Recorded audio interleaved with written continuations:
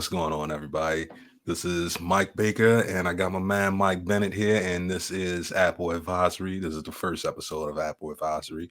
Um, Today, we're going to just go over the details. We are going to talk about Apple's new 16-inch MacBook Pro, Apple's Phil Schiller talking down on the Chromebook and talking about how kids that got Chromebooks at the school can't really succeed and how they're not going to succeed with a Chromebook and how that's I Talking don't get this. reckless. Talking reckless about Chromebook for real, like just getting down on it for real, and how Apple is now worth more than the U.S. energy sector as a total. That's just unbelievable. I don't even get that. But let's go ahead with this first article about the Apple 16-inch MacBook Pro. This comes from the Mac Rumors, right? MacRumors.com. The main thing about this article is just showing off the polish and finish of this new 16-inch MacBook Pro, because Apple is a products company first and foremost. So they're just showing off all the fancy functionalities and features of it. The 4K screen, I think it might be actually a 6K screen. But the fact that it's also a 16-inch MacBook in comparison to what they usually give out, which is it's 15-inch. That's like the average standard is a 15-inch. Yeah, 15 is the average standard. Laptop. A replacement of the keyboard, bringing back the keyboard from what they had. It was like some butterfly keys that they had prior to that everybody disliked and all that stuff. But the main thing that I'm really taking in off of all of this, beyond the article just talking about how neat this daggone MacBook Pro is just the fact that Apple really doesn't have much to sell anymore, and they really are like they really just changing their prices on things for like no apparent reason. Like it used to, like the you can max out this laptop with all the specs. If you get the top specs on this laptop, it'll almost run you about $6,000. $6,000 on the average one is roughly about I want to say like 2,200, 2,300.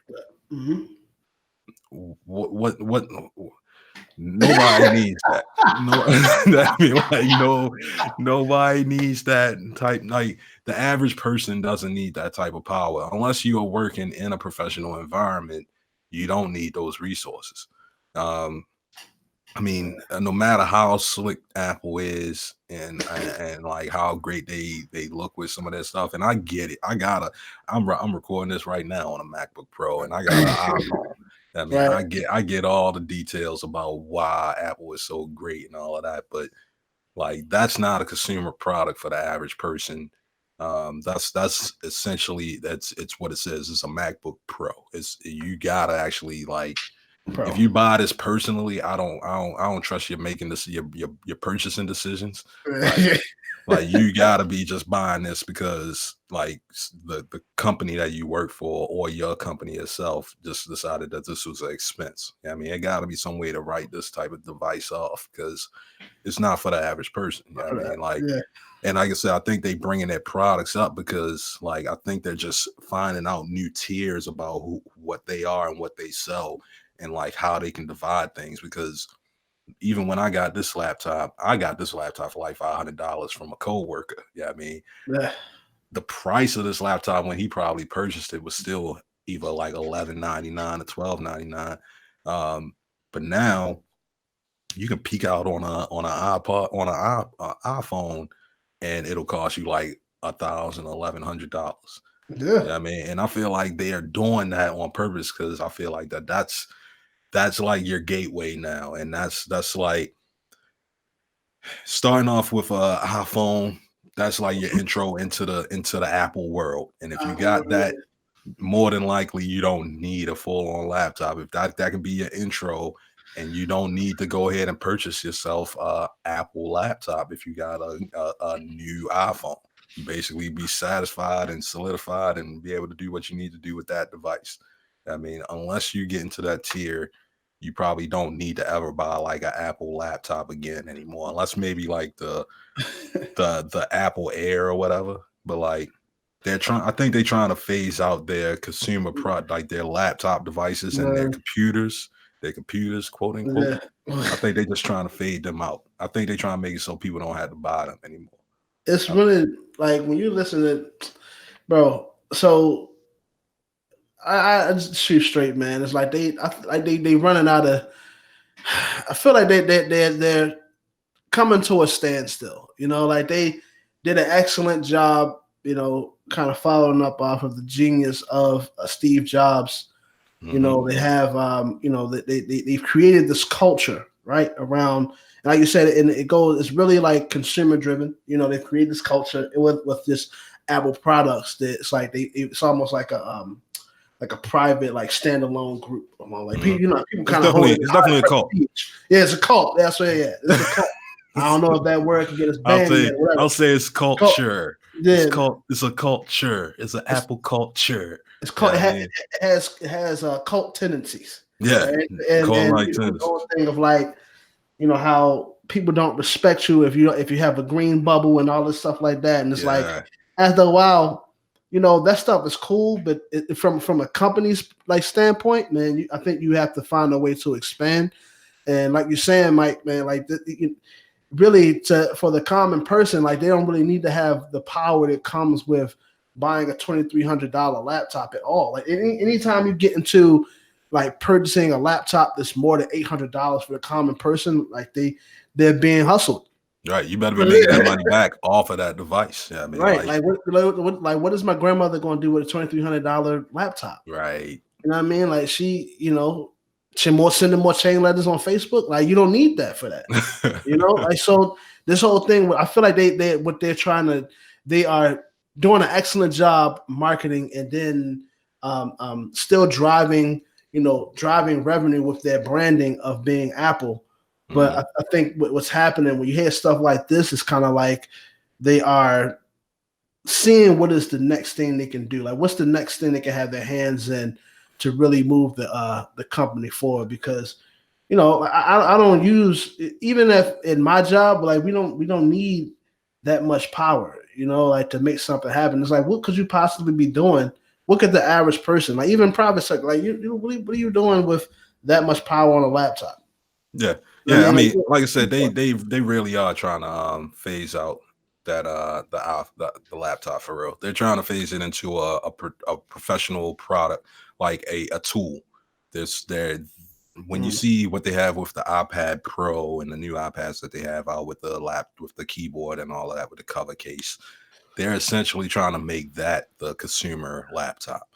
They're trying to turn that iPad Pro into like, this is the laptop that you take home with you and you use that to do your homework, whatever thing you want to do. And if you need like a professional grade system that does the pro stuff, you get that. You actually get a real laptop that has all the gigs of RAM, all the processing, all the SSD storage and all of that. But like they're marking it out of price range so that the average consumer won't even look at it. You know what I mean?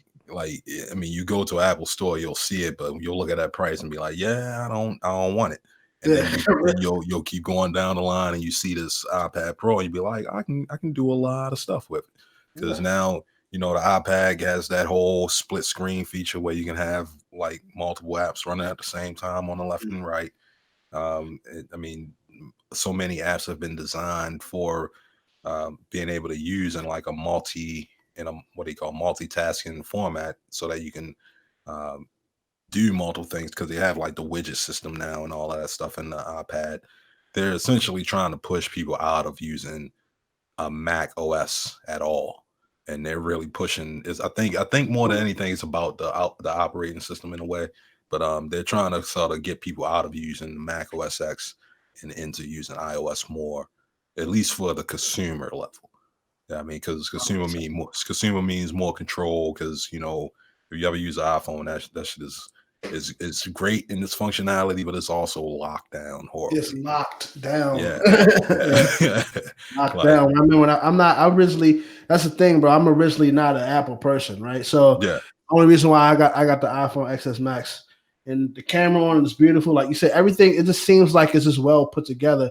But when you're coming from, I'm in IT, you're coming from a background where, dealing with like a Samsung, like the Android, Android system, excuse me. If I'm trying to download something or like listen to something, it's like that was really heartbreaking to me that like you can't really play any music on it. Like there's no real like file storage system where you can store. It was an adjustment. And it depends on again like how I'm not people like this in IT. You're not like a regular consumer. You are a consumer, but I would probably have more of a reason to have high tech than the average person. But it's like everyone doesn't do what I do or have the interest that I have. People just want to have stuff function in their life, and they may have certain interests that they may dibble and dabble in here and there, but they don't really need. It's just Apple. It's funny, man, because they have it's great for as far as the iPhone stuff goes, like for the average person, but then you're selling these products where it's like it still have it's the type of environment that then it's locked down, but it's costly. So I think it's just like you're right. That was a good observation. I think what this is this a way of slowly like phasing out the whole laptop thing. Yeah. Like, I mean, I have my iPhone, I have my Android as well. I still have a Samsung S7 that they had like maybe 3-4 years ago, but like I use both of them. The Samsung is slow as hell. The SX that I got, the XS that I got is it's clean. It's a clean system. But yeah, like you said, as a IT professional, as a person that works in development and stuff, like the functionalities, like they're doing it to protect the regular user. Like some of the ways that they lock the system down, they do it to protect the user that may potentially mess their system up. They do it so that companies that are building apps can build in regulations and stuff, because like there's systems in here that lock people down from being able to fast forward through an advertisement. Like they and that's built into the operating system, built into iOS, because they want to be able to make sure that advertisements work in iOS so that people can make their money. But yeah, they basically designed iOS consumer first. It's and that's how you think of mobile devices anyway. Most devices that you think of is a consumption device. It's a device that you take in information and you don't really produce much with it. You don't push much out with it. Now, I mean, kind of now, you got social media, you push out, people got live streams and whatnot, but you don't. Yeah, but like you're not really creating things on there on a regular basis. Even if you are recording video, you might export it before you do something with it. Right. But they basically are pushing people out of Mac OS altogether, unless you are on the development level and trying to push people into just using iOS altogether. Yeah, man. And let's go to the next article. And it kind of feeds into this idea with the Apple's Phil Schiller saying that kids with Chromebooks in classrooms are not going to succeed. Shots fired. Yeah, I can't even say like probability. You just like, yo, y'all can't win with them. Setting them up for failure with a Chromebook. I mean, how you gonna win? And I mean, me personally, the way I see it, he's full of shit, basically. Like he really is just trying to promote his brand. You can't. I mean, if you work for the company, you can't talk about the competitor being a good product. So like, there's no way you can be like, yeah, Chromebooks are pretty good as they eat all of our market share. I mean, like, you got to be like, yeah, they can't do anything. But everything that he's saying is basically a lie, because if you've seen any school, any kid with like a Chromebook, is you can get away with a lot, and you don't even have to have a powerful Chromebook. You can get away with a lot with like a $200 Chromebook that you just found at like a corner market or something, for real. Like, good. Yeah, like I had a whole conference room just using a Chromebook for like 6 months as their conferencing system, and that joint was like a Asus 13-inch, like 11-inch little laptop that they use as their conference machine for like 6 months. so that they can get an understanding of how to use the conferencing software. It was Google Meet, but how to use the conferencing software. But then also, because when they had conferences in there, they would potentially end up getting the old machine that we had in that room messed up. Like they would have, I'll come back and try to look at that machine and try to use it for something, and it'd be all this stuff on there, and I'm like, I gotta fix this before I can even use it. Right. And Chromebook, you just don't have those issues. You don't have certain software randomly getting installed on your machine. And like when it comes to education, like the web is 90%, 99% of what kids need in education. There's nothing that a kid can't learn or do with a Chromebook that they couldn't do with any other computer for the most part. And in a lot of ways with a Chromebook, they probably can do it a lot better, even if it comes to like learning how to program, learning how to like use a productivity platform like Microsoft Word or something like that. They got G Suite. They got a whole productivity suite that they've been giving away for free that you can learn how to write, how to type, because kids need to learn how to type 40 words a minute and stuff like that. So Man, I like, think this is all about. Oh, just jumping in, bro. I think really yeah, this is all about. Let's look at it, man. Like we all know for all intents and purposes, Apple overcharges your ass for just about everything. I mean, like yeah, for the type of capabilities that you could have, because they know how to brand themselves well. They're still living off of the glory of Steve Jobs. You know what I mean? Like that's pretty much what gives them the incentive to charge folks, right? But then you have like a Google that comes on that seems like it's more of a powerhouse per se when it comes to like this technology, but they haven't really like dabbled into that space as much as Apple. When they introduce a product to the marketplace that is able to, if not do the same thing, maybe tackle some of the issues that Apple can't do, for a cheaper price, the power play has to be, well, that company ain't shit anyway, so you still need to deal with us. It's almost like you run out of things to say. You know what I mean? Like, it's not like when you try to draw a comparison that's constructive, and you start. I've always been like when it comes to like debate logic, I know that whenever you get to a point where you're slandering, you're throwing like personal shots. It just means you don't have anything to say. yeah, you can't really defend the point that's being brought up. And I think that the underlying theme with what Google is doing with the Chromebook is that they're able to do, if not the same exact thing, probably even a little bit more for a cheaper price.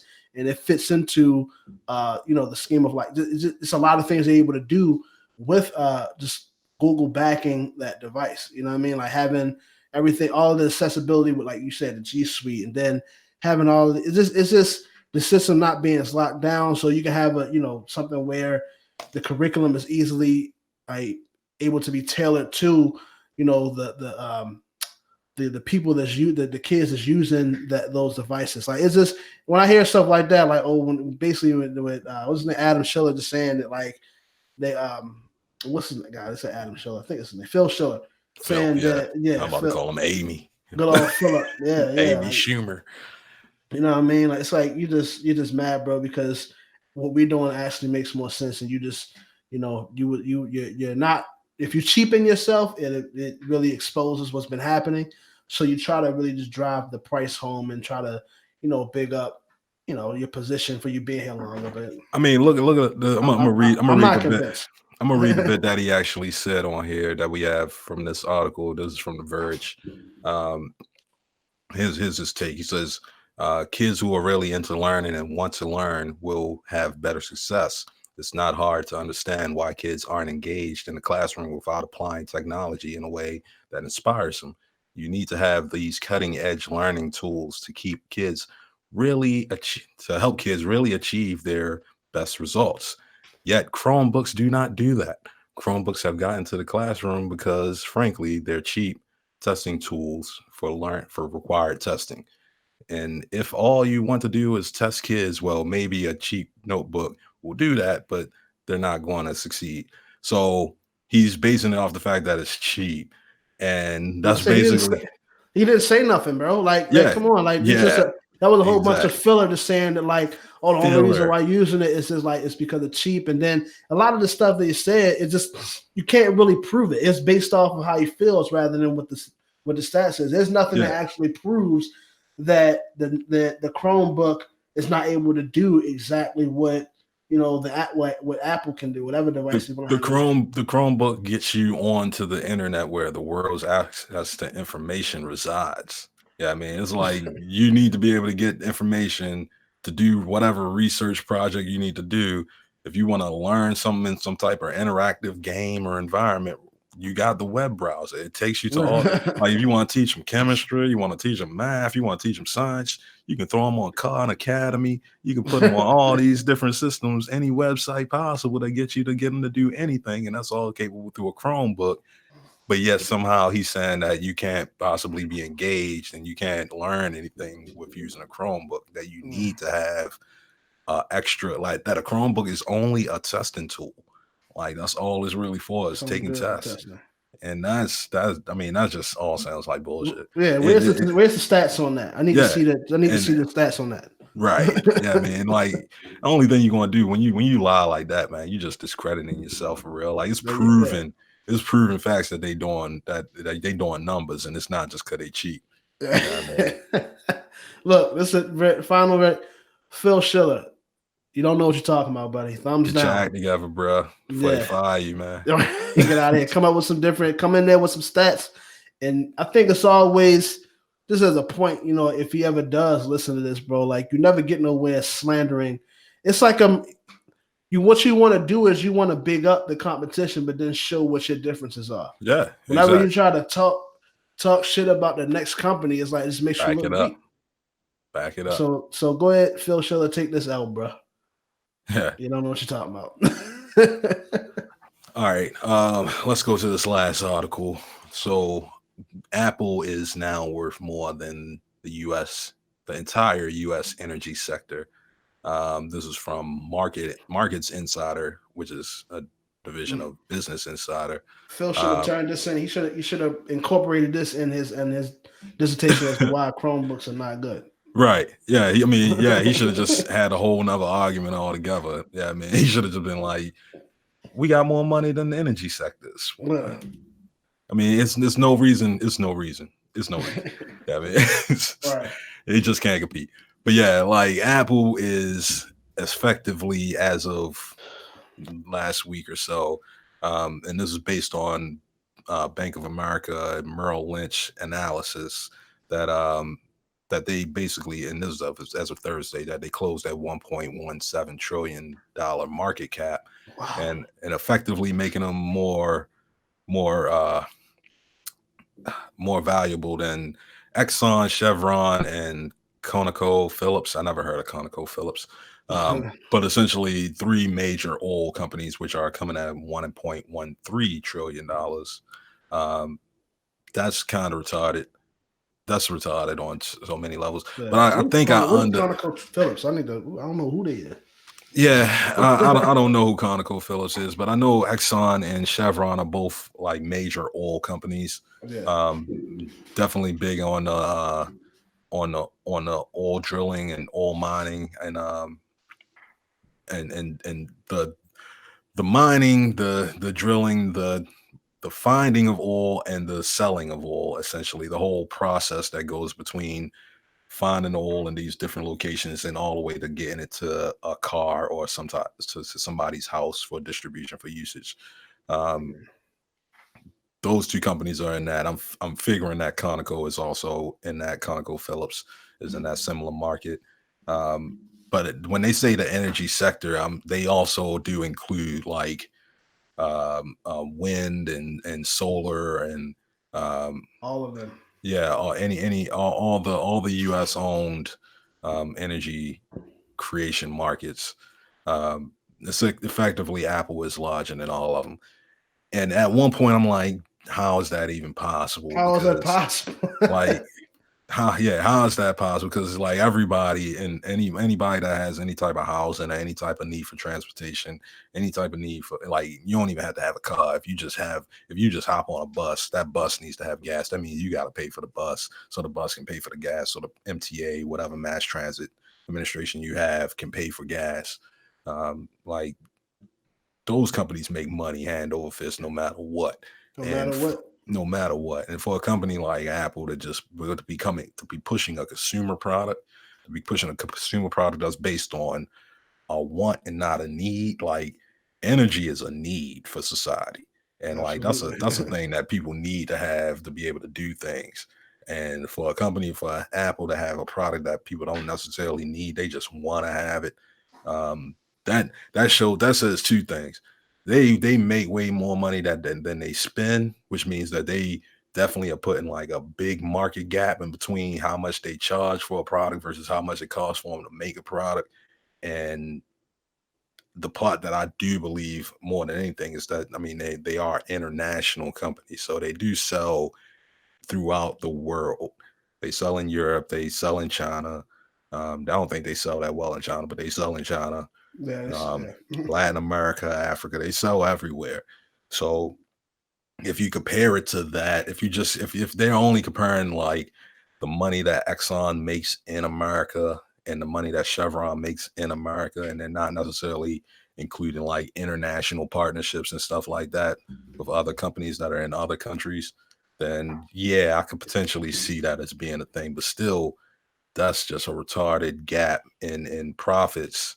And I don't think Apple's worth it, I don't think Yeah. Apple is worth that type of money, Apple, I Uh, mean, they have good design, and like it's just this thing that they call status apparatus. One of my homeboys brought it up. He got a whole thing going explain about it. that. But it's the idea of um a separate device or a separate product or a separate like this external thing, this external material thing, um giving you a level of status. This random apparatus giving you a level of status that otherwise you probably couldn't achieve yourself, or if you have achieved, you got to maintain, and part of maintaining is acquiring these status, these Yeah. apparatuses. I mean, like people that try to maintain a good appearance, like there's a movie I heard about some people that got to give off a appearance, so they got to buy like fancy things. You got to get a Yeah. BMW because you're trying to sell real estate and stuff like that. Yeah. Um, it's the I same. get It's, it. it's the same concept, and It's the like same gimmick. That's what it yeah, is. but it's like how like a large part of Apple's market is working off of that gimmick, off of the status apparatus. I mean, Yeah. like they have a product that's great, but how great is it compared to how great they make you feel it is? I mean, Mm. like, and that's like the part that people that made them the $1.17 trillion business is like they sell feeling in technology. I mean, Bro, they and don't. I think that's what, and all, as much as I want to sit here and knock them for doing that, I think that that's something that I'm kind of torn with hearing this, because it goes to show that Apple has done an effective job marketing. Right? Mhm. When you hear all of these moves where it feels like they're just basically repackaging something, and you have, I guess, good marketing, and then you have, I guess, malicious marketing, where you kind of just you're selling a dream, right? You're selling empty bottles, and and branding it as water. You Yeah. know what I mean? Like Snake oil. yeah, snake oil. Like you have different things that happen like that, but at the end of the day, like, as I guess from a business standpoint, you can't really knock the hustle, right? Like Nah. if they're able to know, if they're able to tap into the people's minds and move their emotions so much so that they can get to this level, as far as how they capitalize on that and bring something to fruition that's good for the people, that's on them. But I mean, it just goes to show that they're really good at what they do, which is branding and marketing, man. And as far as it being, I guess, valued more. Sometimes when you hear stuff like this, it makes you think like I don't know. It sounds good, but it's like, how long is it going to last? Like how much like smokes and mirrors is this? Like how Like, long is this was it going to just last? for this Because weekend? Like yeah, they hit it, but it was just this weekend. because you talking about the energy sector, like that's concrete. You know what I mean? Yeah, Like exactly. so. I mean, hey, like I feel that what they are. What they're talking about, man, as far as Apple being worth this, I haven't really heard of them, like Apple being involved in anything. At least it's not public news where you've been involved in anything that's substantially like this concrete. Like I don't know that although they're valued more than like the energy sector, are they doing anything with energy? Like what are the things that Apple tapped into that makes you like worry about a stat like this? Because yeah, you could be valued at whatever, but you know, as far as the value that you bring to the people that you serve and to these industries that you're in, or so you're supposedly being valued more than it's like, what is this? What does this really do for the company? Because this could end up being you're valued more than this, but you're not really delivering any like concrete value to the people who are tapped into your brand. Like that'll be exposed very quickly. And then it's like, what will happen to the company then? I mean, So I it's a got good all look. this. It's a good Yeah. look at society. It's a good look at society in general, and just seeing like, I mean, it's the stat is kind of off because it's talking about the U.S. in comparison to a business that makes money around the world. Yeah. So like the money that they bring in is around the world, and the stat that they're comparing it to is something that's only based in the U.S. And they are grouping up a bunch of companies, which kind of just sounds bad for those individual companies. That damn Exxon and Chevron ain't even on the level of an Apple individually, let alone grouped up. But like it also just it points at society just because of the fact that like energy is of uber importance. Like we need to figure out alternative energy plans and actually put them in place now, because energy is the only thing that's keeping us going as a society as it is in this day. I mean, like if we lose the resource of energy, if we go without power for a week, let alone 24 hours, those cities go down. Yeah, cities crumble, man. Yeah, like just without energy, just without gas and heat and electricity. You want to see mass exodus of everything, of people giving up all their faiths and beliefs and turning on each other. Let energy go off for like a week. Yeah.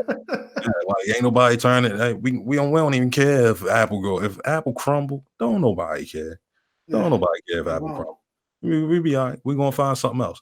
But let Chevron and Exxon crumble. I mean, like let them crumble without anything to replace it.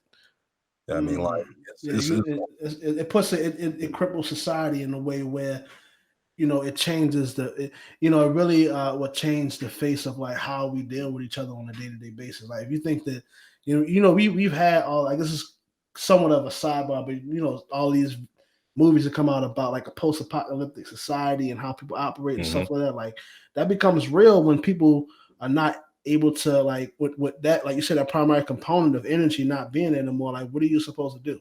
And we're talking about going into, as far as energy goes, like a lot of things dealing with like it creates that scare of where do what am I trying to say? Like your your like World War Z stuff. You know what I mean? Like certain viruses being born, like, because now like the stuff that creates the vaccines, and this sounds a lot of like wow woo woo, but certain things that like within the medical industry and stuff like that people need to survive. Like what happens then? I mean, look at like Mad Max. Mad Max ain't even like zombies or anything. That's just people that lost access to water on a large scale.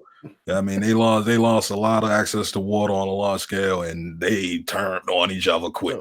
I mean, the whole society's turned out. Like now they giving each other water like it's food for real. Just I mean, essentially it's a life resource, but like they making it like it's gold. Like it's water's money. Yeah, like they only dishing out like a cup a day.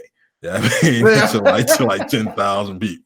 Yeah, I mean, like that was just based off of that, and that has a high probability of happening. Like, let us not be able to filter water, or not be able to, because most of our water now has to be filtered. We don't have, and we need energy to be able to go through the filtration process. And like, let us not have energy so that we can't filter the water to keep us alive and keep us safe. You got people dying of dysentery. You got people dying of all types of stuff. They can't get clean water and access to water because energy goes down. And yet a company like Apple is more. But Apple's still surviving though, right? Yeah, exactly. You lose energy, you ain't got Apple no more. I mean, like, ain't no energy. You can't power your phones. I guess Apple's dead. Like, yo, how is that more profitable? I don't get it. I don't get it. But nonetheless, I feel like the ideas that Apple are putting into play, their ideas about technology that people need to be able to be aware of, and like that's the value that we're putting. It's like a human value that we're putting on it, just like a human, like I guess like the emotion that we put into this technology, because we have a potential to make it more beneficial to us. Apple may be the first people to put it out there that you can use a computer for more than just computing, like for being more than like this stiff, rigid system of mathematics. But like eventually that ideology is going to be adopted by all the other different technology players. Yeah. I mean, like Apple is maybe the first at it, but that doesn't, they can't like copyright that. I mean, Yeah. I mean, that eventually that's going to become, and that's part of like how they be dealing with China, because China be taking all that shit and they be mad about it. But not like you can't hold things that are good for the world over. You can't make that like a private thing. And Yeah. Apple is selling that idea of having technology be not a technology, just being a way of system. life. Yeah, it's about being a way of life, and like that's just, that ideology is just going to come about overall.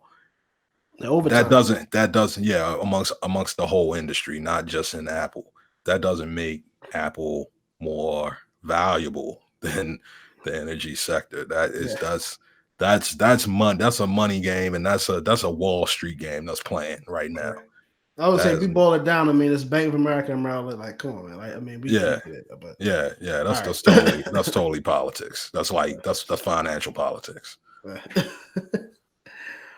Well, yeah, man. I mean, I pretty much ain't got nothing else to say about that, man. You got anything else to say? No, I'm basically wrapped up with Apple, man. I'm done with them for another week, bro. Yeah, I can't deal with it. Man. Another 2 weeks, man. They're not that valuable. Well, man, but I think like you said, it's pretty much it, man. We're gonna try to have more stuff from Apple coming your way, whatever silliness they involved in, or whatever reports come up, we'll try to bring it up and give strong critique on it. And if it's something positive and something that we can benefit from, you know, we're still gonna criticize it. That's what I said. If they got some positive news, I'm gonna try to give some positive news. But geez, bro, like y'all gotta come with hearts in mind. Y'all can't be coming out here talking bad about other companies and all this nonsense, man. I just don't get it. They sounding like a diva out here in this industry. Yeah, bro, man. they like, is, bro. We better than y'all, and now we worth more money than y'all. It's like, all right, bro. Like, what you doing for the folks, bro? Somebody gonna pop them soon, yo. Somebody gonna walk up right up to Tim Cook, yo. Right. Snatch them real quick. But that's pretty much all we got, man. We want you all to stay tuned in. Like, comment, subscribe, follow us on all of our active social media channels. We're going to have the live streams up, the videos up, so you can check out what we got going on and our previous podcast. But that's pretty much it, man. I want you all to stay tuned, keep in touch, and we got more coming your way. Peace. Yeah, take it easy.